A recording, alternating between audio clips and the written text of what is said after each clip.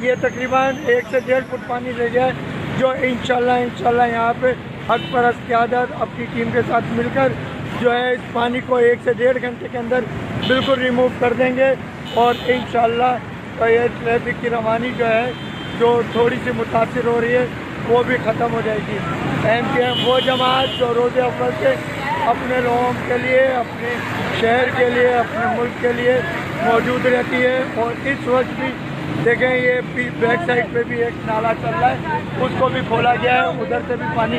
نکالا جا رہا ہے۔ یہاں پہ ہمارے رابطہ کمیٹی کے زاہد منصوری بھائی، ٹاؤن آرگنائزر ذیشان بھائی، ہماری کمیٹی کے ممبر انوار شیخ بھائی، نعمان بھائی، کونسلر یہاں کے کارکنان، ذمہ داران یہاں پہ دیکھیں، میں آپ کو دکھاتا ہوں۔ پہلے نعمان بھائی نے یہاں پہ پائپ ڈالا ہوا تھا، لیکن وہ پانی اتنا زیادہ ہے کہ اس میں پانی جانے کے ساتھ ساتھ تھوڑا کم پڑ رہا ہے، تو نالے کو مزید بڑا کیا جا رہا ہے۔